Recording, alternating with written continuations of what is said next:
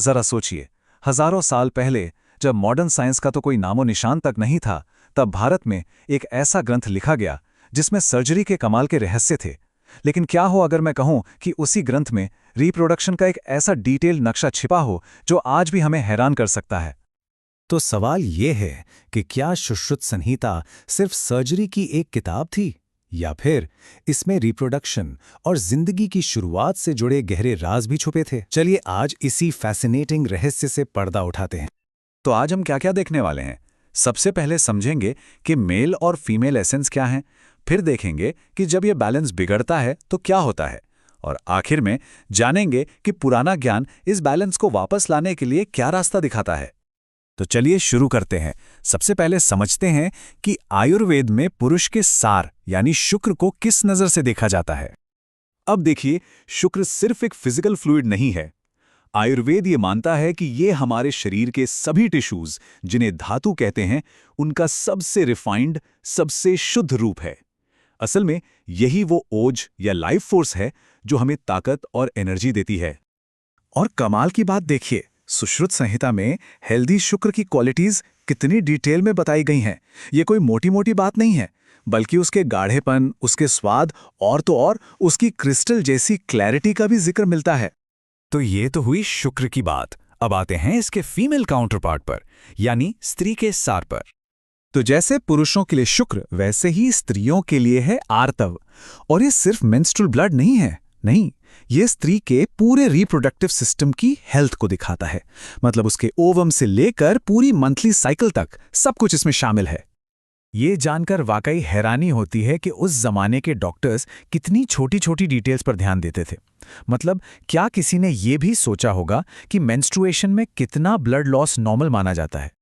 जी हाँ, और जवाब आपको चौंका देगा, क्योंकि वो भी काफी स्पेसिफिक है। सुश्रुत संहिता के मुताबिक हर महीने 2 से 10 आउंस तक का ब्लड लॉस नॉर्मल माना जाता था। और ये कोई अंदाजे वाली बात नहीं थी, ये जानकारी सीधे उस पुराने ग्रंथ में लिखी हुई मिलती है। इससे ये साफ पता चलता है कि उस दौर के वैद्य सिर्फ इलाज ही नहीं करते थे, बल्कि हर चीज की बहुत गहरी स्टडी भी करते थे।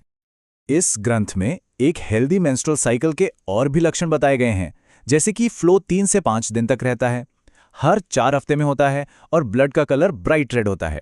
लेकिन सबसे जरूरी बात, हेल्दी आर्तव में क्लॉटिंग नहीं होती। ये एक बहुत बड़ा इंडिकेटर माना जाता था।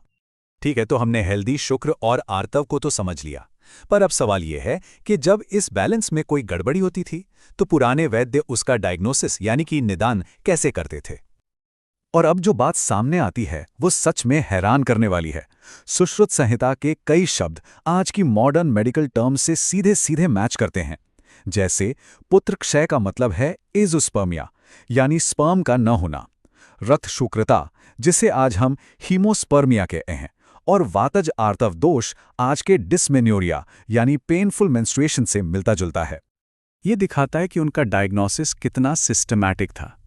वो हर प्रॉब्लम को शरीर के 3 मूल दोषों वात, पित्त और कफ से जोड़कर देखते थे। मिसाल के तौर पर अगर वात यानी वायु दोष बिगड़ता तो पुरुषों में सीमेन पतला हो जाता और महिलाओं को पेनफुल फ्लो होता। वहीं पित्त यानी अग्नि दोष के बिगड़ने से सीमेन में बदबू आती और फ्लो बहुत ज्यादा होता था। और सबसे जरूरी बात ये थी कि वो सिर्फ बीमारी को नहीं बल्कि पूरे इंसान को देखते थे। ये कोड साफ साफ कहता है कि हमारी आदतें, हमारी लाइफस्टाइल सीधे हमारी रिप्रोडक्टिव हेल्थ पर असर डालती है। यहां तक कि यौन संबंधों की अधिकता को भी एक वजह माना गया था। तो जब प्रॉब्लम का पता चल जाता था तो इलाज कैसे होता था? चलिए अब आयुर्वेद के होलिस्टिक ट्रीटमेंट अप्रोच पर एक नजर डालते हैं। उनका इलाज करने का तरीका भी बहुत डीप था। स्टेप 1 था शरीर की शुद्धि या प्यूरिफिकेशन। फिर खास जड़ी बूटियों का इस्तेमाल होता था। इसके बाद खान-पान और लाइफस्टाइल में बदलाव की सलाह दी जाती थी, जैसे कि बहुत ज्यादा मेहनत वाले काम से बचना। और सबसे अनोखी बात, वो डर और तनाव जैसी इमोशनल हेल्थ को भी ट्रीटमेंट का एक जरूरी हिस्सा मानते थे, क्योंकि वो जानते थे कि मन का असर सीधा तन पर पड़ता है। तो आखिर में हम क्या कह सकते हैं? यही कि सुश्रुत संहिता सिर्फ सर्जरी की एक किताब नहीं है।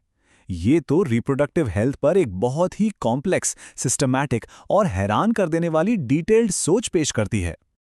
एक तरफ जहां सीमेन की क्वालिटीज की पूरी लिस्ट है, तो वहीं दूसरी तरफ फीमेल रिप्रोडक्टिव साइकिल का डिटेल्ड ब्यौरा। ये दिखाता है कि उस दौर की मेडिकल ट्रेडिशन कितनी गहरी और एनालिटिकल थी। और ये पूरी जानकारी हमें एक बड़े सवाल के साथ छोड़ जाती है। आज जब हम शरीर को अक्सर अलग अलग हिस्सों में बांटकर देखते हैं, तो क्या ये पुराना होलिस्टिक नज़रिया हमें ये याद दिला सकता है कि शरीर एक पूरी यूनिट है?